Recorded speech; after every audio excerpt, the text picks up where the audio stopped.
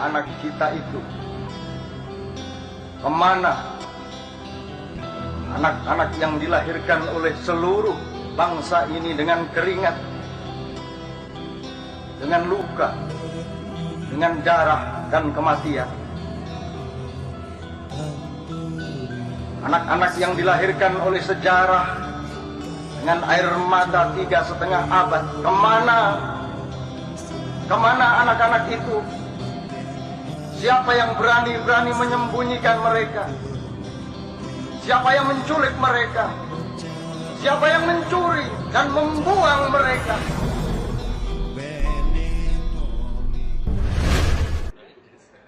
Tiba-tiba jadi pakaian ustadz.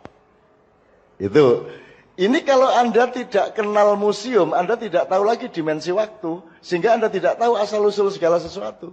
Anda pikir ustadz itu hubungannya sama Islam. Tidak ada hubungannya karo Islam ustadz. Ustadz itu panggilan yang Kang, loh. Mas, Pak, Le, Abang, itu ustadz. Loh kok tiba-tiba ustadz jadi profesi yang pekerjaannya ceramah agama?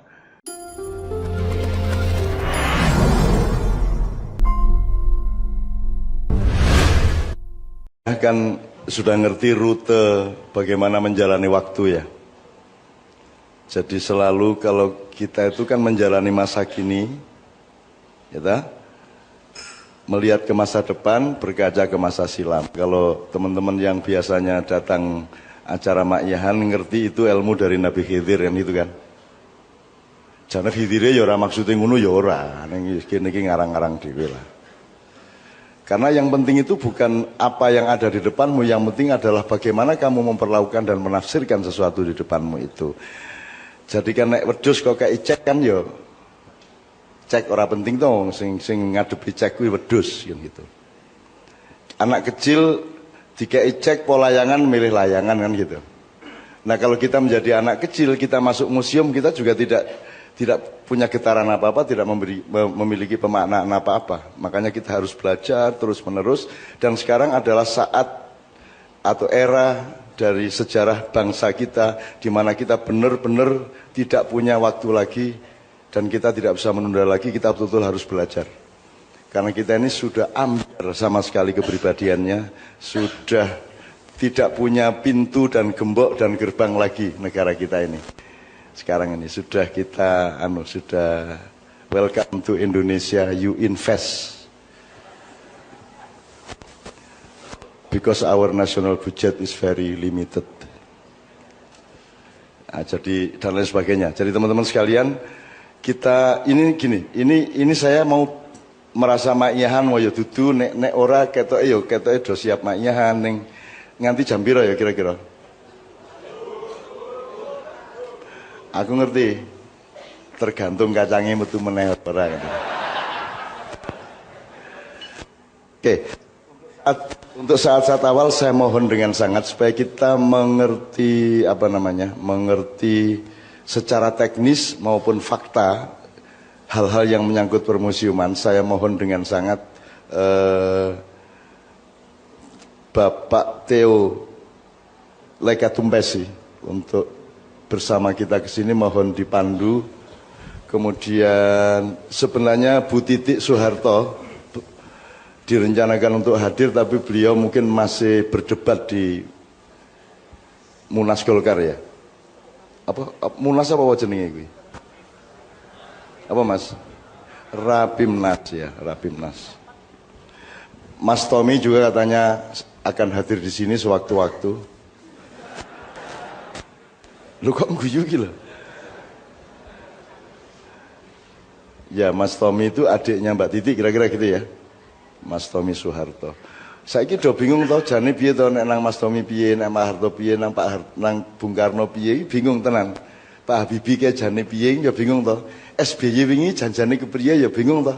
Karena kita kehilangan parameter di segala hal. Jadi kita tuh orang isin-isin wong sing kudune diisin-isin gitu ya. Dadi saiki wong sing kudune isin ora isin saiki. Karena kita tidak memberi sanksi apapun. Karena masyarakat kehilangan parameter-parameter moral, parameter-parameter ilmu dan lain sebagainya. Kemudian Bapak Trijoko Susilo, Sekretaris Yayasan Monjali, saya mohon dengan sangat. Mas Helmi mohon dipandu untuk beliau bisa bersama-sama ke depan sini.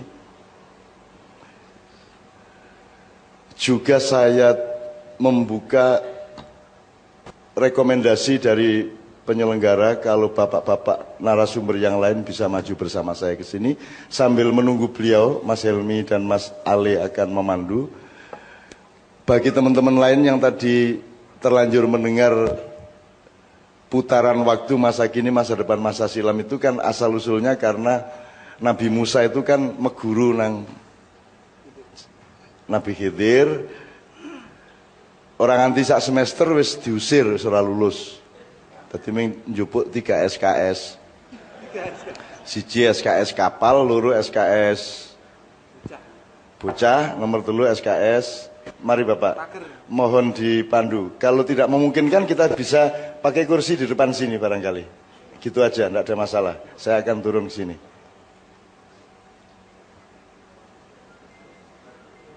Karena di sini ada lubang di depannya, Pak. Ya, di sini tidak apa-apa. Saya di sini aja ya. Nyun sewu, saya. Oh, jangan Pak, duduk sini Pak. Saya sebenarnya loncat tapi saya ya.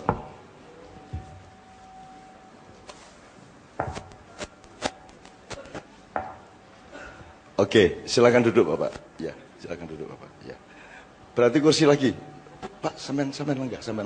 Beliau ini di Tokyo mengalami accident kecil, kemudian harus masih belum pulih karena jatuh, kaki beliau sedemikian rupa aku ra iso nyeritake pas kuwi aku ra ning kono. Terus ada infeksi sedikit juga. Jadi kursinya lagi Mas, sampean lenggah sini. Saya berdiri tidak ada masalah. Oh gitu. Berdiri sama tinggi, duduk sama rendah. Ya, oke. Ya. Kecuali anjing, Pak. Anjing itu kalau berdiri lebih rendah daripada kalau duduk. Jadi nek ngatik ngene, nek luwih ngene tadi ya gitu.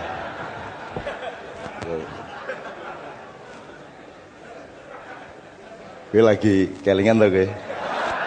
Aku ini kurang teliti. Oke, saya selesaikan dulu Pak ya satu tema. Yang dari museum sini panjenengan nggih. Oke.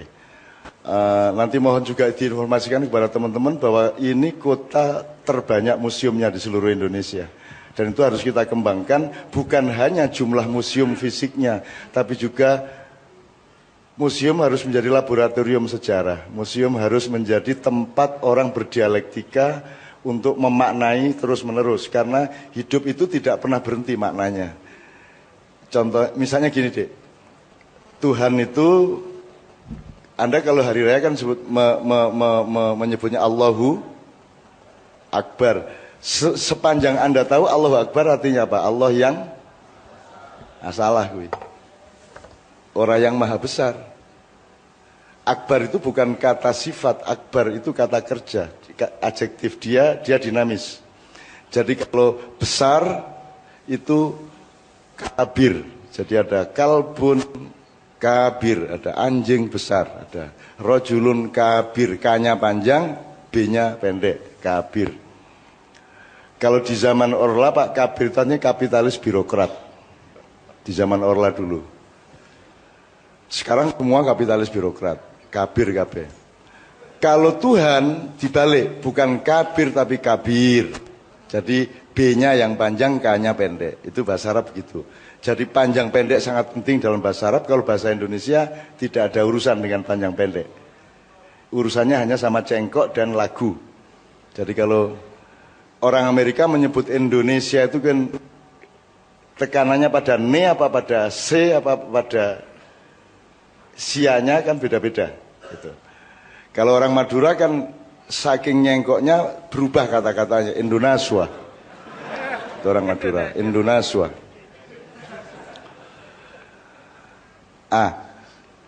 Akbar itu bukan besar tetapi lebih besar. Jadi dia dinamis. Tuhan tidak bisa Anda sifati sebagaimana itu warna Anda sebut merah, Anda tidak bisa mensifati Tuhan karena Tuhan Maha Suci dari segala sifat yang dikenal oleh manusia. Kalaupun dia memberi sifat atas dirinya di depan manusia, itu dia ngalah supaya Anda sedikit paham tentang Tuhan. Tapi sesungguhnya Allah itu artinya Allah itu seberapa besar, seberapa hebat tergantung dinamika peningkatan pemahamanmu dan penghayatanmu terhadap dia, terhadap Allah. Maka disebut akbar. Dia Allah yang maha lebih besar, maha lebih besar. Jadi terus menerus lebih besar, bukan Tuhannya yang lebih besar, tapi penghayatan kita yang makin lama makin mendalam, makin meluas. Kira-kira gitu. Nah, karena terlanjur ngomong itu, maka museum itu lambang masa silam selama ini. Padahal Anda tidak punya masa depan kalau Anda tidak berpedoman kepada masa silam. Nah, kita tadi kembali ke Khidir tadi, bagi yang belum pernah dengar ini jangan dianggap kebenaran ya. Teman-teman sekalian, pengumuman semua yang saya omongkan jangan dianggap kebenaran. Itu ya. Jadi jangan terus Anda dengerin saya terus Anda pakai terus nanti kalau keliru aku sih nggak salah no. Jadi apa yang saya omongkan itu apa saja itu hanya tafsir saya. Itu hanya pendapat saya. Dan itu bisa keliru, bisa salah. Lebih pasti salah daripada pasti benar. Gitu. Jadi Anda jangan terus menuntut saya mengemukakan sesuatu yang pasti benar. Karena tidak ada manusia yang bisa mengungkapkan kebenaran. Yang dia ungkapkan hanyalah tafsir dia terhadap kebenaran. Kan begitu? Meskipun itu undang-undang, meskipun itu konstitusi, meskipun itu Undang-Undang Dasar 45, meskipun itu majelis ulama, semua yang dikemukakan bukan kebenaran tapi tafsir terhadap kebenaran, gitu ya. Jadi supaya Anda jangan terlalu nunggu-nunggu saya. Jangan terlalu menganggap bahwa yang saya omongkan itu ada gunanya.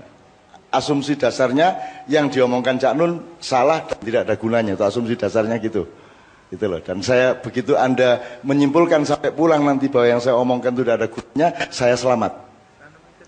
Karena tidak ada satupun yang Anda pakai, sehingga kalau nanti Anda ternyata kalau ada yang pakai terus keliru kan saya ikut nanggung. Nah, jadi mending Anda anggap saya salah, Anda anggap saya orang yang tidak berguna, gitu ya. Saya memang sering begitu. Jadi orang semua pengen dianggap benar, saya pengen dianggap salah. Gitu. Sama dengan Gus Dur kan saya ini dulu.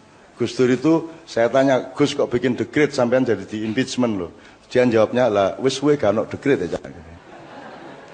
Presiden bolak-balik gak ono sing dekret, terus aku tak nggawe dekret cek ono cek tahu kan gitu. Itu Gus Dur. Ya tapi sampean gak ngitung Gus. TNI ngene sampean salah perhitungan. Ya cak jenenge teplek kadang-kadang menang kadang-kadang kalah. Itu jawabannya Gus Dur seperti itu. Jadi Gus Dur ya cuma berpendapat. Dia juga cuma menafsirkan buku sebesar apapun, meskipun buku karya doktor, profesor, ulama, syekh, maulana, itu hanya tafsir. Meskipun di pesantren ada kitab kuning, kitab coklat, kitab hijau, sakarepmu, tapi itu hanya tafsir. Ada Syiah, ada Sunni, ada Demokrat, ada PDIP, itu hanya tafsir. Tidak boleh Anda pegang mati-matian. Yang tafsir itulah jalan untuk supaya kita berproses menemukan kebenaran yang sejati. Teori dasarnya kan ada bener dewe, benernya sendiri, benernya orang banyak, terus bener yang sejati kan gitu kira-kira ya. Oke. Saya kembalikan ke sedikit Pak Nyun Sewu, saya kembalikan ke masa silam tadi. Jadi pokoknya singkat kata Nabi Musa sok pinter sama Tuhan dibikin pingsan di puncak Gunung Tursina, terus disuruh kamu ke sana cari orang yang namanya Khidir, kamu belajar sama dia. Akhirnya Nabi Musa turun gunung, jalan sampai sekitar 1.300 km, ketemu Khidir dan dia melamar untuk boleh berguru kepada Khidir. Kemudian Khidir syaratnya kamu boleh belajar Musa, tapi jangan tanya sama saya. Apapun saja jangan tanya. Singkat kata, Khidir membocorkan kapal, Musa tidak tahan tanya. Kedua, Khidir mencekik anak kecil, Musa nggak tahan nanya. Yang ketiga, Khidir menegakkan pagar yang miring, Musa tidak tahan juga tanya. Begitu tanya yang ketiga, Khidir mengatakan hadza firaqi bainaka wa baini, baini wa bainaka. Ini adalah hari perpisahan antara kamu dengan saya. Jadi tidak lulus, drop out. Nah, jadi kalau Anda tidak terlalu pintar, jangan minder. Wong Nabi Musa gak lulus. Itu tenang aja. Itu. Nah, kapal dibocorkan adalah berlangsung sekarang, maka dia lambang masa kini. Anak kecil dicekik adalah lambang masa depan karena dia mencekik, mengambil keputusan untuk membunuh anak itu atas hak prerogatif dari Allah loh ya. Ojo terus sampean niru Nabi Khidir mulai untuk lerek cilik kok unduri gulune demi masa depan gitu ya. Khidir tahu ini anak besok-besok akan menjadi destroyer dari bangsanya, dari bapak ibunya, masyarakatnya, maka lebih baik dia dibunuh sekarang. Tapi itu hanya haknya Khidir sekali itu tok. Jangan lupa, tidak berarti Khidir bunuh anak sewaktu-waktu. Itu haknya Khidir sekali itu tok. Dan hak itu tidak pernah diperoleh oleh Muhammad SAW, tidak pernah diperoleh oleh Nabi maupun Rasul-Rasul yang lain, apalagi Anda dan saya.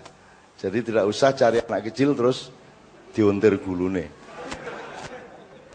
Nah, Khidir tahu masa depan anak ini berarti mencekik anak ini adalah lambang masa depan. Maka terus yang ketiga adalah menegakkan pagar miring karena Khidir tahu zaman dahulu ada kerajaan besar di sini menyimpan harta benda di bawah pagar ini. Kita bikin tegak pagarnya supaya orang tidak tertarik kepada pagar itu sehingga harta itu terlindung. Nah, kita sekarang sedang akan menegakkan pagar sekarang ini bangsa kita. Tapi kapan-kapan, ini urusan museum, tidak usah sampai ke sana. Nah, teman-teman sekalian, rute waktu inilah museum kita pahami. Mohon maaf saya ini jamaah ini dia cari ilmu luar biasa, tidak karu-karuan, kemana-mana saya pergi mereka datang semua. Itu terutama kalau pas ada makanan yang dibagi. Sampai jam 4 pagi Pak mereka Pak sama saya Pak. Tadi malam sampai jam 3:30. Kemarin malam di Surabaya sampai jam 3:30 dan seterusnya. Bapakmu dulu ketika mendidik kamu kan rutenya gitu. Kalau Anda tidak sekolah, bluron dek kali, dolin gitu, nyolong pelem, terus mari ngunung lirik, mlebu warunge tonggo, terus warungnya tutup, layahe jekake sambele kok duwilati ngene to, gitu. Bapakmu akan mengatakan, kamu itu bandel ndak sekolah itu besok-besok mau jadi apa? Kan gitu kan? Jadi hari ini kamu bandel, terus bapak bilang besok-besok kamu jadi apa? Kalimat sesudahnya adalah dulu bapakmu, nah, kan gitu kan? Selalu gitu. Bapakmu biyen gitu. Jadi selalu rutenya harus begitu. Nah, ini bangsa kehilangan dialektika waktu, Pak. Kita jangankan belajar ke Mojopahit, kita belajar ke sekarang saja tidak, ke yang kemarin saja tidak.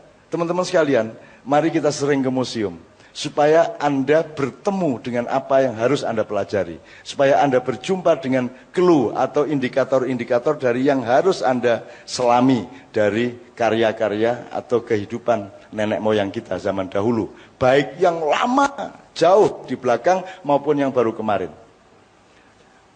Termasuk, jadi sekarang orang kenal Pak Harto dari truk itu Pak. Minggu itu ngerti nih, coba biar gue. Jadi referensi tentang Pak Harto meng siji kuwi. Kan celaka bangsa kita. Nek Gus Dur sing dieling-eling mek situ, gitu aja kok repot. Terus gitu tok. Rawahu Gus Dur. Itu tok yang diingat. Kalau Bung Karno apa yang Anda ingat? Jas merah. Jangan sekali-sekali meninggalkan sejarah gitu. Kalau Habibie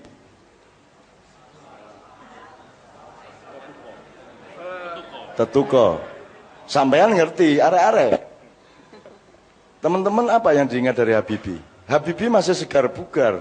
Beliau orang kelas 1 di Indonesia yang tidak dihargai di negerinya sendiri.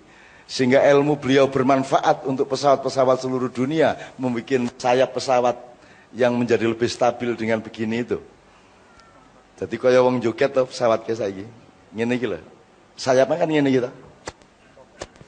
Itu Habibie punya itu. Neng ora dirgani neng. Di Indonesia itu memang Saking kayanya tidak ada yang berharga. Anda tahu inovator-inovator kita di mana-mana itu terancam nasibnya. Termasuk yang bikin mobil listrik, yang bikin blue energy itu terancam nasibnya. Karena Indonesia itu kaya raya. Tuhan saja seolah-olah ngemis-ngemis untuk supaya disembah oleh kita gitu loh. Mesak gitu nanti kayak. Seolah-olah gitu misalnya. Ya, oke. Jadi teman-teman sekalian, sekarang kita mohon dengan sangat, Pak, satu nomor dulu deh Pak ya, satu nomor dulu ya. Setelah itu sampean tolong jelasin mengenai museum yang ini dan museum yang lain serta substansi-substansi yang paling kita perlu ketahui, terutama teman-teman kita ini. Sekarang satu nomor apa yang paling cocok ya kalau acara kayak gini nih?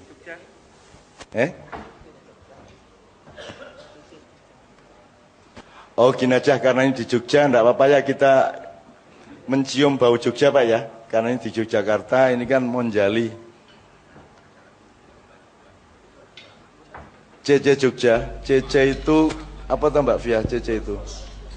Cross composition. Itu saya baru tahu 3 hari yang lalu. Saya bertahun-tahun, rek CC papat itu. Tak pikir itu ya istilah menurut. Ternyata itu cross composition.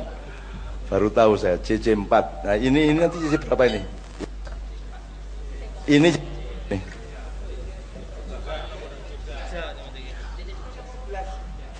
Pak Nevi ada?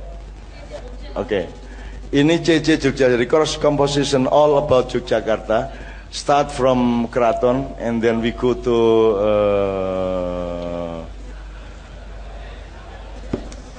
ladies and gentlemen.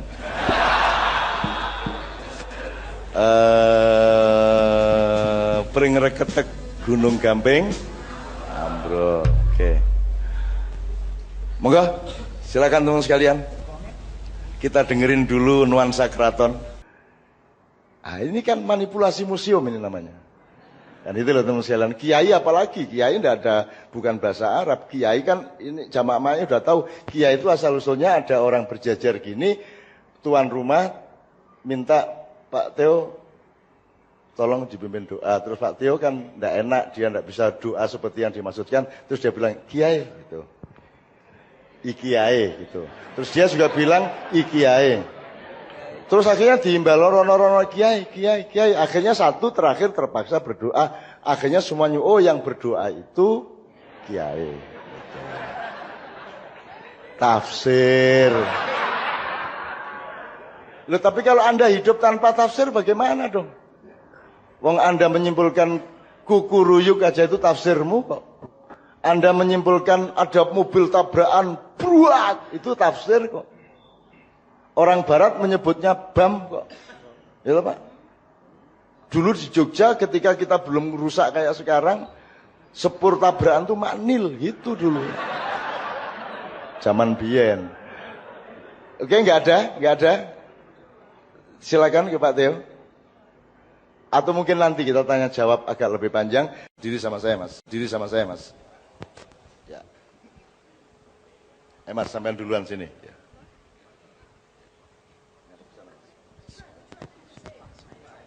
Monggo Mas.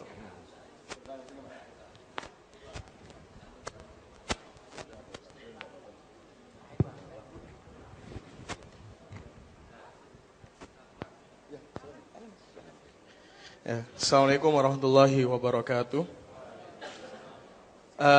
Sedikit mencoba untuk merespon supaya ada yang maju ke depan mengenai kata-kata yang dari tadi dibahas oleh Cak Nun dan juga Bapak Theo. Pak Theo yang ada di sini. Kalau melihat dari ada seorang ahli yang berpendapat bahwasanya bahasa itu sangat berpengaruh terhadap kebudayaan kita. Itu kalau nggak salah namanya Edward Sapir. Dia mengatakan bahasa ataupun kata-kata itu kayak memiliki magis. Jadi kata-kata yang muncul atau kata-kata yang biasa kita gunakan itu akan mempengaruhi pola kehidupan kita. Contoh kecilnya aja, mereka yang memiliki kata-kata lebay, kamsupai, itu ya orang itu. Orang-orang yang memiliki kata-kata Allahu Akbar, jihad. Ya yang kayak gitu. Kalau orang-orang yang kata-katanya penuh dengan nilai depresi ya orangnya seperti itu. Oleh karena itu sempat saya berbicara dengan dosen. Dosen saya, beliau itu, maaf saya agak gugup ya. Jadi masih dari posisi yang enak.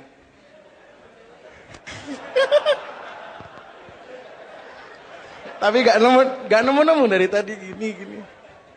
Mungkin ada Cak Nun, Mbak Teo aja gak enak, saya apa lagi.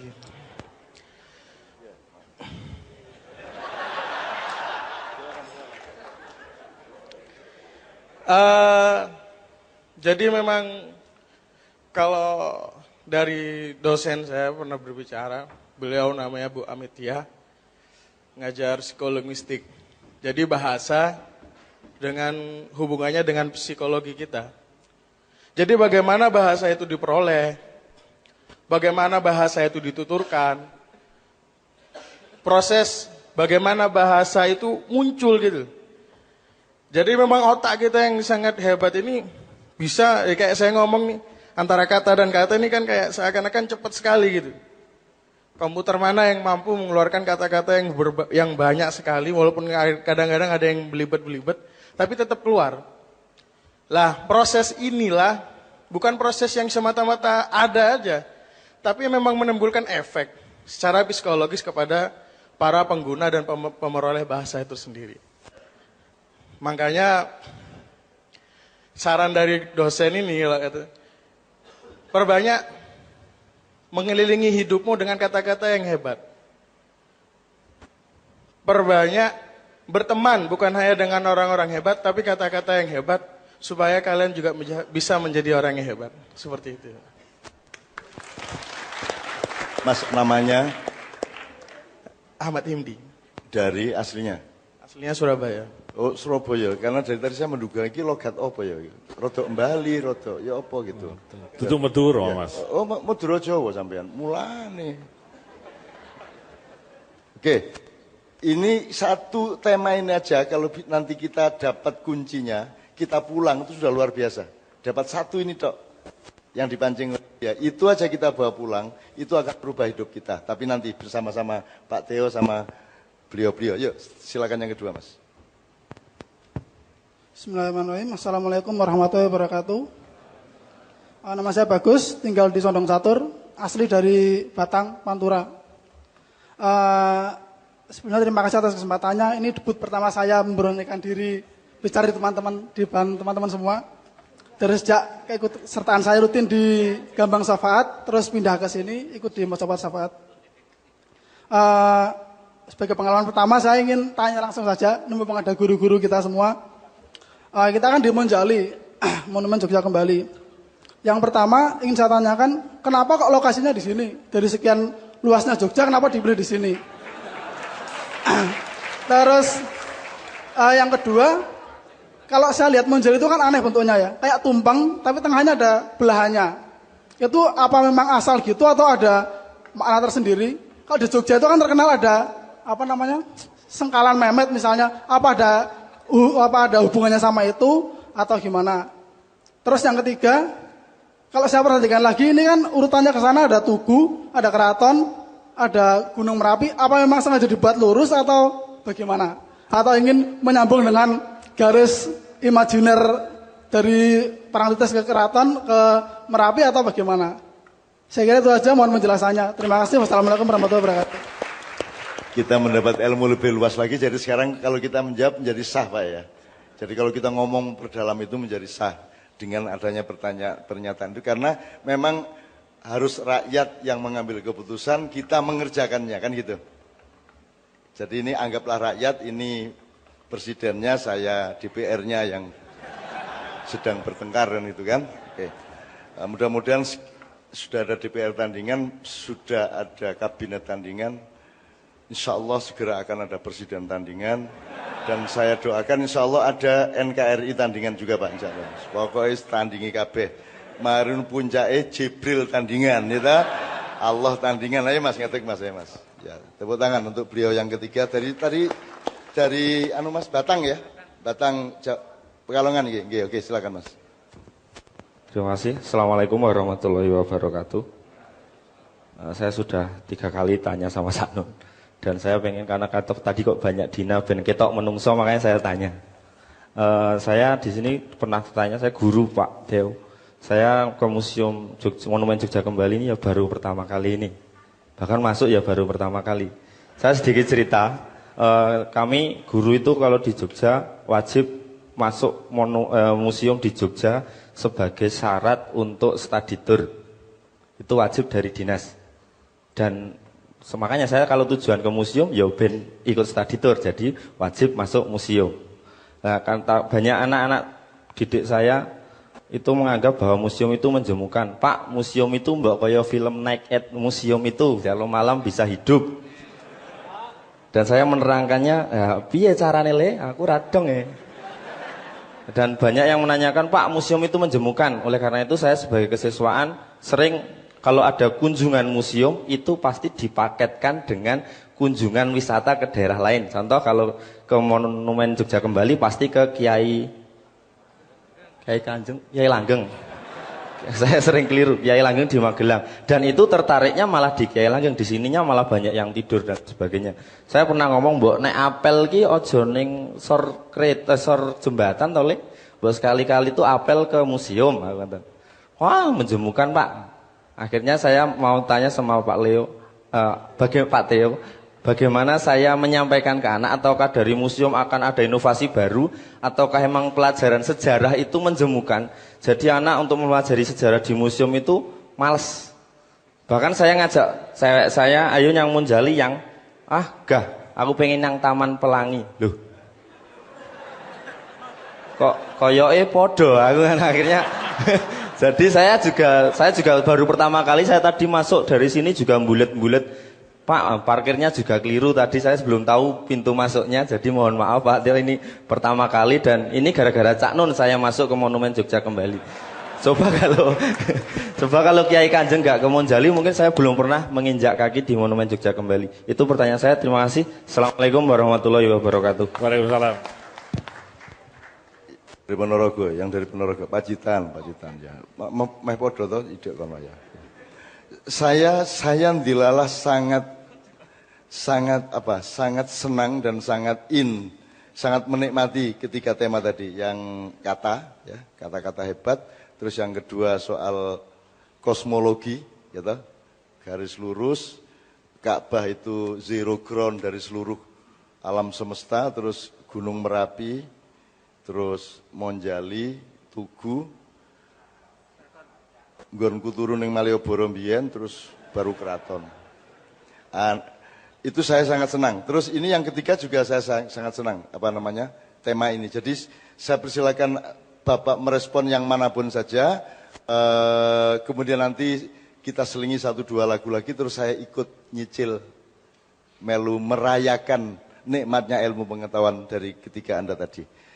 Barangkali mungkin sampean Kiai. Kiai. Oh, Kiai, oke. Coba jelas toh.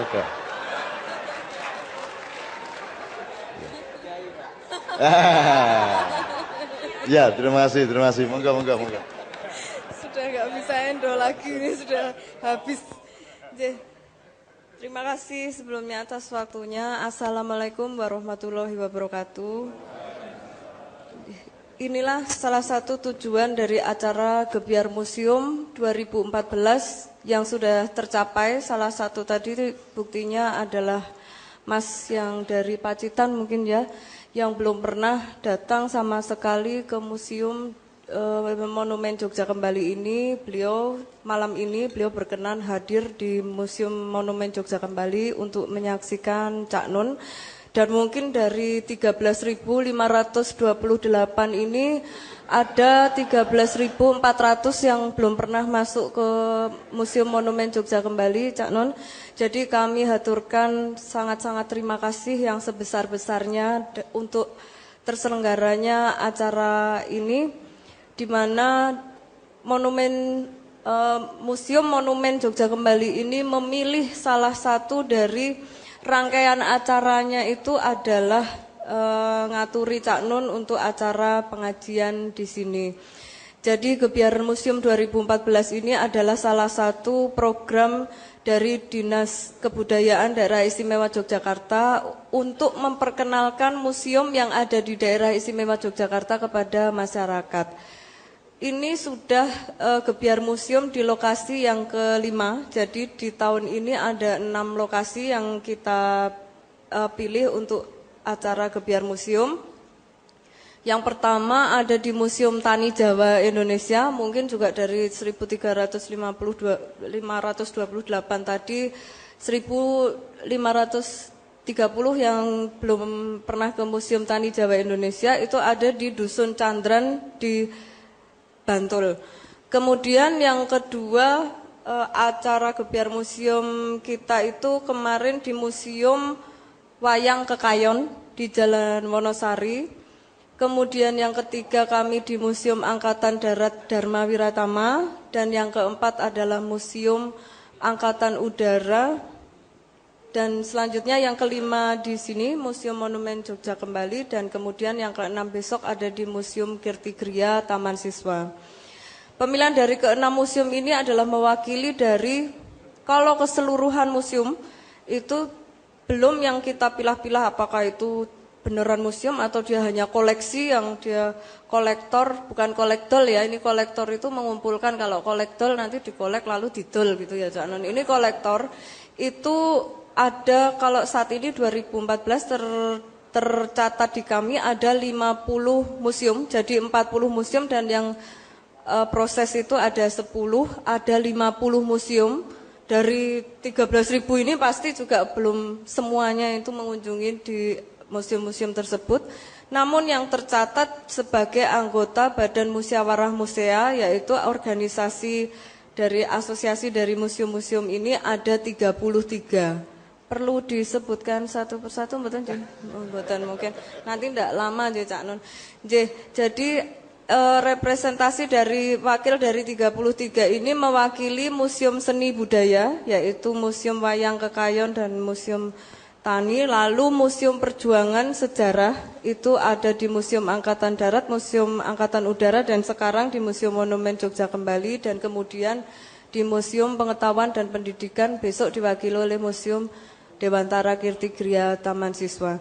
Ya, harapan kami dengan acara Gebiar Museum ini, maka museum tidak hanya dipandang sebagai koleksi dari benda mati, namun bisa dari teman-teman ini mengambil informasi dari museum atau tafsir-tafsir yang tadi disampaikan oleh Cak Non, ngopo to barang iki kok dipajang ning kene, ini mesti ada artinya. Nah, itu yang kami harapkan, ide-ide seperti itu atau berkembangnya pemahaman-pemahaman seperti itu terhadap museum. Salah satu acaranya kemarin dari berbagai Gebiar Museum itu ada lomba-lomba, lalu lomba melukis, lomba menyanyi lagu perjuangan yang di sini, dan salah satu yang dipilih oleh Museum Monumen Jogja Kembali ada pengajian bersama Cak Nun. Saya sangat senang sekali ini ternyata mampu membangkitkan minat. Walaupun mungkin minatnya terhadap Cak Non, bukan terhadap museum ini. Namun saya berharap besok kembali lagi bersama mungkin adik, mungkin sepupu, atau siapapun yang panjenengan sudah perso bahwa museum ini bisa memberikan informasi terkait dengan pemahaman-pemahaman dari masa lalu yang membuat kita ada di masa sekarang. Mbok Nawi nanti bisa dijelaskan lebih panjang lebar oleh Cak Non, ajeng endo niki Cak Non maksudnya. Bisa dijelaskan secara panjang lebar oleh Cak Non bagaimana kaitannya, keterkaitan antara suatu masa lalu yang ada di museum-museum ini dengan keberadaan kita di masa sekarang ini. Itu nanti akan dijelaskan oleh Cak Non.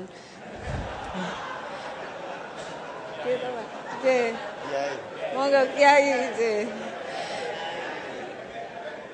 Demikian kira-kira Cak Nun, monggo ini dilengkapi lagi enggak tadi PR pun. Matur nuwun sangat sekali lagi, saya sangat apresiasi dengan acara di sini. Tepuk tangan semuanya, tepuk tangan. Alhamdulillah. Beliau nanti tersendiri yang betul-betul memang menangani di sini ya Pak ya, sampean ya. Gini saya nyicil dikit ya. Kiai Kanjeng itu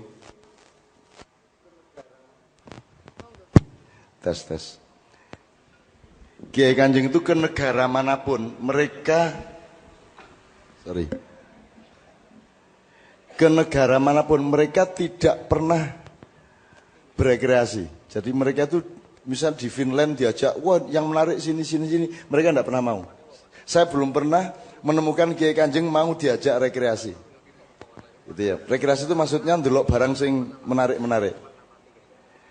Saya dulu di Amerika itu saya tamu negara. Jadi saya punya jatah supir, mobil dan guide. Kemana saja saya pergi, tiketnya dijamin.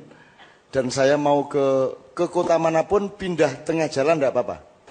Dan saya itu pernah dalam satu rute ke Niagara Falls di daerah Buffalo. Jadi dari New York saya ke Buffalo sendirian. Sampai tujuan saya ndelok air terjun gitu. Jadi saka airport Buffalo wis ketok ning kono wae ono air terjun. Apik banget itu. Begitu aku mudhun airport, njur wis arep metu bandara ya aku mikir kayak ono banyu mudhun yo. Terus piye nek wis banyune mudhun? Terus piye? Ya mung banyu mudhun. Akhirnya, terus ngopo aku rono? Akhirnya saya nggak ke sana. Jadi saya cari tiket ke Chicago.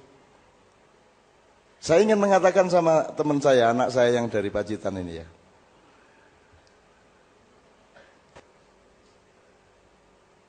Bocah-bocahmu lak seneng nang ndi? Jadi itu kenapa Mas? Karena pendidikan kita tidak pernah meletakkan anak tidak sebagai konsumen. Selalu diperlakukan sebagai konsumen. Dia tidak pernah dididik dan dicontohin untuk menjadi subjek dari segala sesuatu. Ngerti ya? Jadi akhirnya dia tergantung, ya dia konsumen. Nek ono barang gemerlap dia seneng, nek museum kok menggunu ora seneng. Karena dia objek. Dia nggak subjek. Itu yang tadi saya bilang, anak kecil kamu kasih layangan sama cek, dia pilih layangan. Nah sekarang ternyata kebudayaan masyarakat kita secara umum juga kebudayaan layangan. Bukan kebudayaan cek. Itu maksud saya. Jadi jadi anak seharusnya dikancani. Dikancani sejak awal untuk kalau ketemu sesuatu itu dia mencerap. Dia melihat, dia menganalisa. Kan gitu. Sehingga dia menemukan sesuatu yang bukan kelihatan. Jadi kalau ke Borobudur, dia terus, misalnya Borobudur, bukan bentuknya yang kelihatan, makna-maknanya yang muncul di otak dia, kan itu. Kita biasakan anak-anak untuk sejak kecil itu memaknai sesuatu. Maka ketika dia di sini, mungkin dia masih tertarik sama pelangi, apa jenisnya? Taman Pelangi, tetapi dia punya file yang lain yaitu gatel untuk memaknai sesuatu di dalam museum. Nah karena tidak ada tradisi memaknai, gitu ya, maka ya sudah anak-anak jadi konsumtif. Dan tiap hari kita kan disuruh misalnya di televisi nasional kita ya, TV, itu coba, wong tua-tua, ibu-ibu umur 50, umur 40, 50 mungkin nganggo seragam. Njur engko dikon ngene bareng, ini gelem coba. Kuwi lak cah cilik banget to kuwi. Terus jadi kita ini oleh industri modern itu sengaja atau tidak sengaja itu dipelihara kekanak-kanakannya. Sehingga nanti ngurusin negara dia juga kekanak-kanakan dan rakyatnya nggak tahu bahwa itu kekanak-kanakan karena rakyatnya sendiri kekanak-kanakan. Nek kowe nang restoran pesen teh, gue dikai serotan. Iya lah. Teh panas dikai serotan. Gue piye? Gue karepe piye gue? Teh kuwi gabungannya dengan bibir gelas. Lha iki dikai serotan iki rumah sama aku cak kelas loro SD. Semua sekarang pakai serotan itu. Anda tidak sadar bahwa apa saja itu membuat Anda dipelihara kekanak-kanakannya dan jangan sampai dewasa. Sehingga makin lama makin tidak dewasa. Ya menterinya, ya presidennya, ulamanya makin tidak dewasa semua. Dan Anda tidak punya kedewasaan di dalam memilih sesuatu. Nah ini contoh aja bahwa lo ya anakmu, murid-muridmu, lo Nek kae gemerlap njur kowe seneng lah, kowe berarti kowe meng kucing meng wedhus. Nek kowe menungso ndelokmu nganggo pikiran. Ndelokmu nganggo hati kan gitu. Nah, anak kecil kita latih untuk melihat sesuatu dengan hatinya, dengan pikirannya. Mata itu cuma alat untuk supaya pikirannya bekerja. Sekarang kan orang cuma melihat dengan matanya, tidak pernah melihat dengan pikirannya. Itu maksud saya. Kalau saya gabungkan ke sini, penuhilah dirimu dengan kata-kata, gitu ya. Saya terbalik. Yang paling beruntung di dunia ini adalah Nabi Muhammad. Yang dibikin buta huruf oleh Allah. Itu paling beruntung. Sekarang anak sekarang kenal kambing itu pertama huruf KAMBING, anak kota. Setelah itu gambar kambing di buku sekolah. Nanti kalau ada outbound baru dia ketemu kambing, bener kan gitu. Nah, sekarang Anda hitung dari yang Anda kenal mengenai kehidupan ini, berapa yang hanya Anda kenal melalui kata-kata, berapa yang Anda kenal beneran? Anda kan bangga menjadi masyarakat informasi, padahal yang sampai ke Anda kan cuma kata-kata. Demokrasi, sing ngerti ya DEMOKRASI. Tapi kamu tidak punya simulasi apa-apa mengenai demokrasi. Sehingga yang sedang menjadi pemimpin demokrasi, orang mudeng demokrasi. Makanya lebih bagus buta huruf, supaya kalau kamu ketemu sesuatu, itu orisinal. Tidak ada berita apa-apa mengenai itu, kamu mengalami beneran. Itulah sebabnya Tuhan bikin Muhammad buta huruf. An-Nabi al-Ummi. Saya menyesal kenapa saya tidak buta huruf. Makanya saya berhenti sekolah. Tidak pernah saya sekolah tidak berhenti. Karena ada naluri, api iki ketok ora sekolah iki, ngono kuwi. Jadi kelas SD guru tak tendang. Tokke. SMA tak uji. Kok kayak gitu saya keluar. Tidak pernah selamat di satu sekolahan. Selalu keluar dari sekolahan. Tapi itu jangan ditiru. Jangan ditiru, itu tidak baik. Efeknya baik. Gitu ya. Tapi perilakunya tadi tidak baik gitu Pak ya. Oke ya. Jadi Mas, saya kira penting kata-kata, tetapi kalau bisa Anda menganalisis sesuatu jangan lewat kata-kata. Benar nggak? Anda bisa. Anda ngasih tahu orang sedep ono wong Amerika teko rene kandhane sedep iki iso kowe menjelaskan sedep ke orang Amerika. Bisa enggak? Loh, sedap dah apa wis ngene sing paling gampang. Pesing. Lengur, ya, lengur.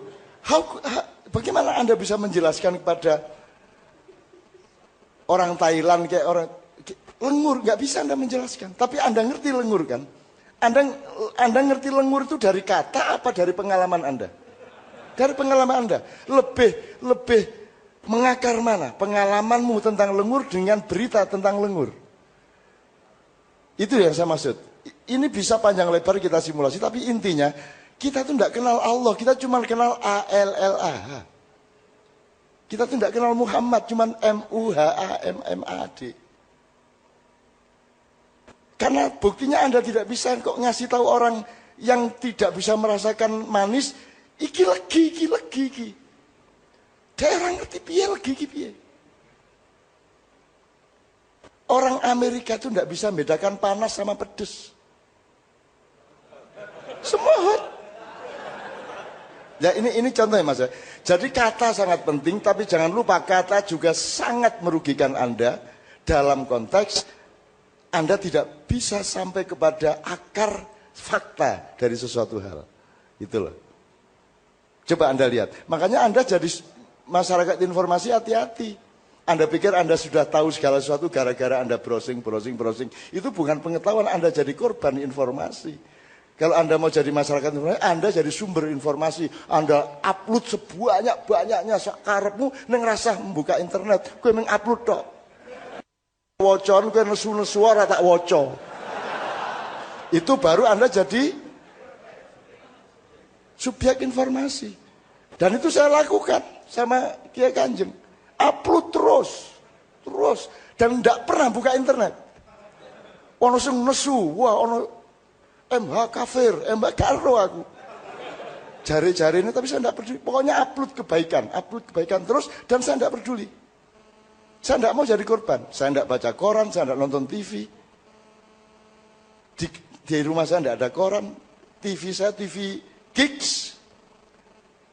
Fox Sport 1, Fox Sport 2. Fight Sport.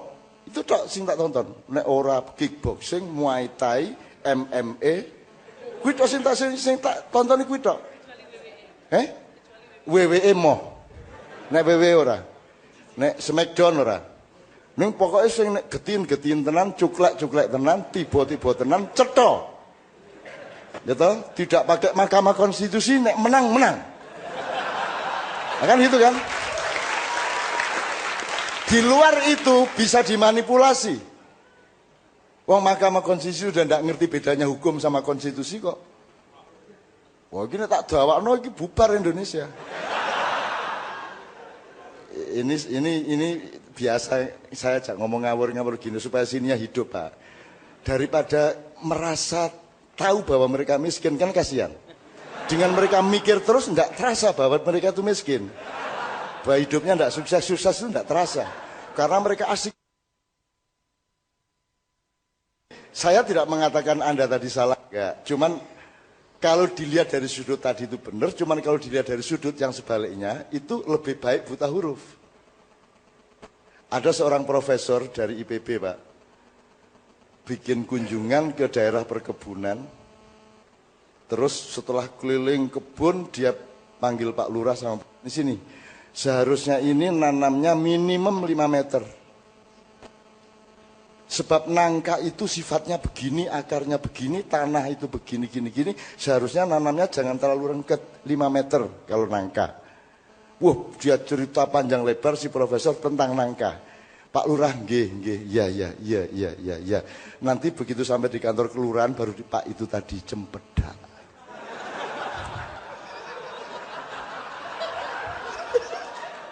Jadi sudah mantep ngomong tentang nangka. Padahal yang dia maksud itu cempedak. Dia nggak bisa bedakan nangka dengan cempedak. Biar coba.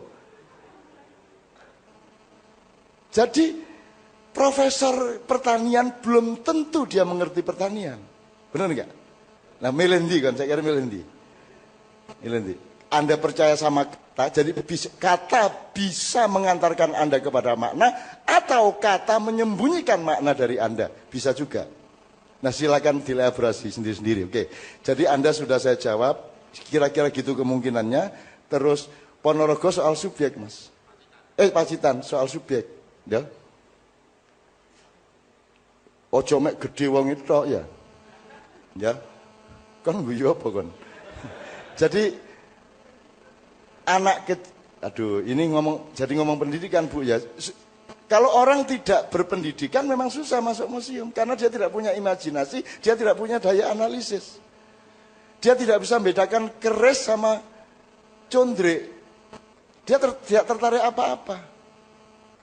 Lihat Malioboro. Dia tidak punya pengetahuan tentang Malioboro, jadi tidak tertarik apa-apa. Sama dengan anak kecil ngelihat layang-layang dan cek tadi.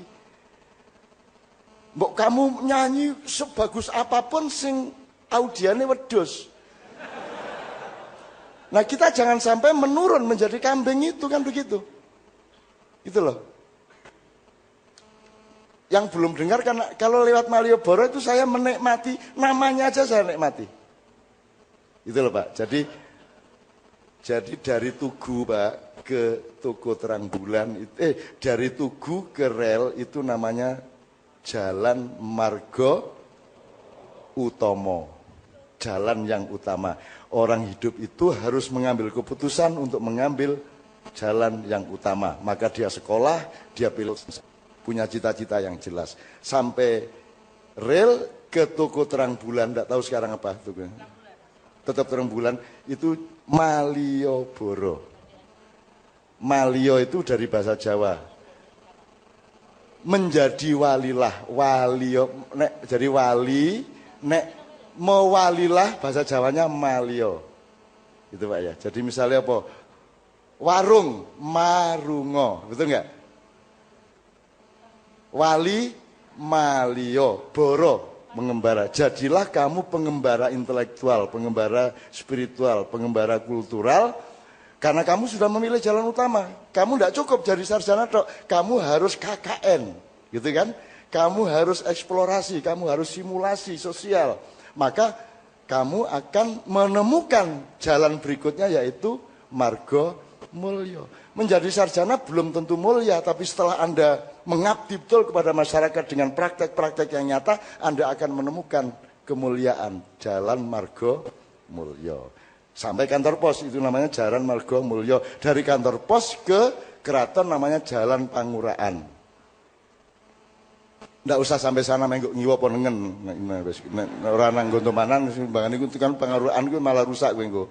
Terus iki bagian sing wong edan-edan sing itu iki kan gitu ya. Gitu teman sekalian, mohon maaf ini saya ngerespon aja.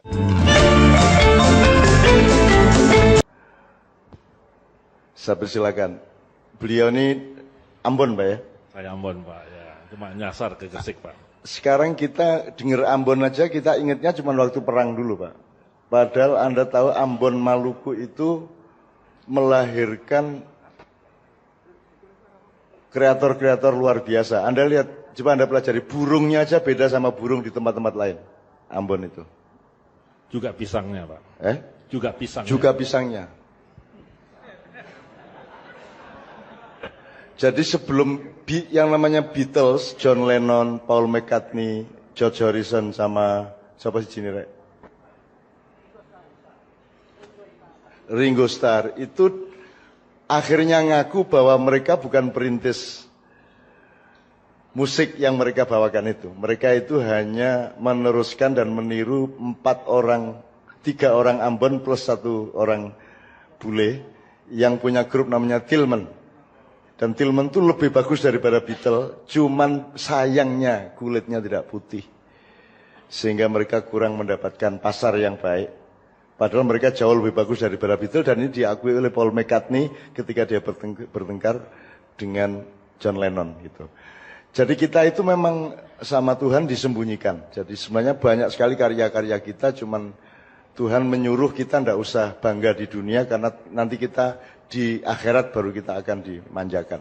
Kalau di dunia sial terus lah kira-kira gitu. Nah orang Ambon luar biasa, kayaknya nggak ada orang Ambon yang nggak bisa nyanyi Pak ya. Sampean pasti nyanyinya bagus Pak Teo. Ya. Satu lagu dong. Ya, susah saya kalau ditantang Pak. Orang Ambon itu teriak aja jadi musik rokok, gitu. Rengeng-rengeng jadi musik keroncong gitu. Mari Ibu.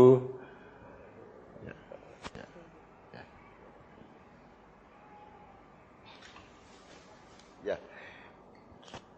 Beliau ini Ibu Ariyanti Luhur Setior ini Kepala Bidang Sejarah dan Propaganda Dinas Kebudayaan Daerah Istimewa Yogyakarta. Selamat datang, tepuk tangan untuk beliau. Saya masih buka untuk Pak Theo, barangkali ada hal-hal yang perlu ditanyakan karena beliau tadi ganggu-ganggu kita dengan beberapa gejala-gejala pemikiran yang karena sopan dia tidak memperdalamnya, tetapi Anda harus peka bahwa beliau sedang memancing-mancing agar kita memasuki sebuah wacana, kan gitu. Itu tanda orang dewasa seperti itu. Ayo Mas. Pak, mereka ini Musa, kalau kenal, Musa itu siapa Mas? Coba, Musa itu siapa? Nabi. Terus yang lain lagi? Kenal Musa yang lain enggak? Oke. Rektor UIN, Musa. Siapa lagi? Pemain bal. Klub. Apa? Ada Musa ya, oke. Ada yang ingat ya? Musa siapa lagi? Tokoh nasional Indonesia yang namanya Musa. Di era kapan dia menjadi tokoh? Ingat enggak teman-teman sekalian? Ini sekedar alam museum di dalam pikiran Anda itu hidup apa tidak? Kan gitu. Supaya Anda tidak mengatakan museum itu masa silam, enggak. Museum adalah bagian dari kesadaran kita. Bahkan bagian terpenting dari kesadaran pikiran dan cinta di dalam hati kita. Musa itu tokoh PKI yang luar biasa. Lho ya wong Jawa Musa, nek wong Arab Musa.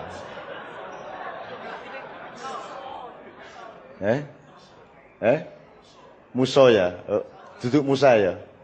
Jane Musa, cuman dhek mergo PKI terus gak enak nek diceluk Musa, dadi akhirnya dhek yus Musa wae ngono lho. Wong keputusane ngono iku biyen rek. Tafsir toh. Loh saya itu menyelidiki asal-usul macam-macam kata seperti itu. Lah ora jelas ora ono sing neliti akhirnya tak karang-karang dhewe. Kiai itu Pak sekarang dipakai di mana-mana, ustadz dipakai di mana-mana. Baju koko ini ya. Baju ini teman sekalian. Ini tahun berapa? Era dekade berapa ini dijadikan lambang santri, lambang ustadz. Jadi orang kalau pengajian pakai baju gini nih.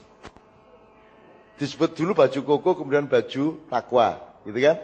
Sama dengan tahu dulu. Tahu, dulu tahu koko, sekarang tahu takwa. Saya kasih tahu teman sekalian, dulu, mohon maaf nih Pak ya. Salah satu yang menjadi kesadaran, museum kesadaran masa silam kita.